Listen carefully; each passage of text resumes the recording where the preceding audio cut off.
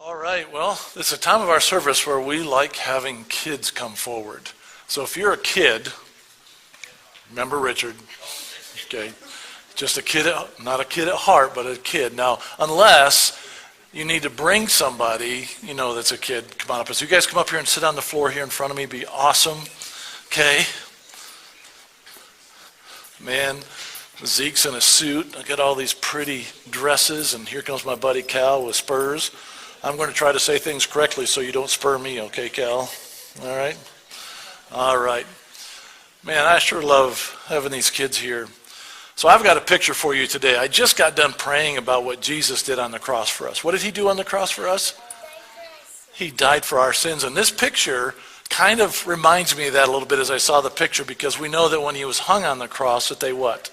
They put a nail through his hands, and that's what that hole with the blood coming out represents. So I wanted you to think about, first of all, Jesus died on the cross for our sins. And you know what's really powerful about that? Is that he knew that at times I would lie. He knew that at times I would disobey my parents. He knew at times that I would get mad at somebody and hurt them. He knew that. Okay? Yeah, he knew all of that. Okay? But one of the things that I keep thinking about when I think about Jesus dying on the cross is this picture. How many of you think when Jesus died on the cross that everybody in the world was going to say, oh, how wonderful that is? Or did he also die for those that didn't like him?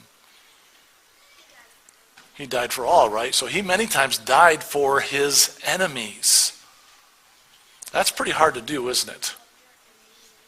I mean, if somebody's treating you really badly, would you die for them? That's what Jesus did for us. And that's going to be a little bit of part of what I'm going to be teaching today in our message, so you guys got to be listening for that. In 1 Peter chapter 2, verse 15, it says, it is God's will that your honorable lives, or your good lives, being obedient to God, should silence those ignorant people who make foolish accusations against you. So you know what God's will is for us? Just like he died on the cross for his enemies, he wants you and I and all of us to love those that don't like us and don't treat us well. In fact, it says that it's God's will that we be good to people that aren't treating us well. That's pretty hard, isn't it? But you know what? Who can we remember did that for us? Jesus did it for us. Okay, so you'll be listening in the message today.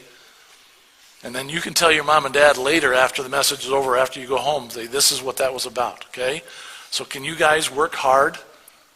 Can you work hard at doing good to people that even don't treat you very well? Because that's what Jesus wants us to do. All right, let's give these young'uns a big hand for helping me out this morning here.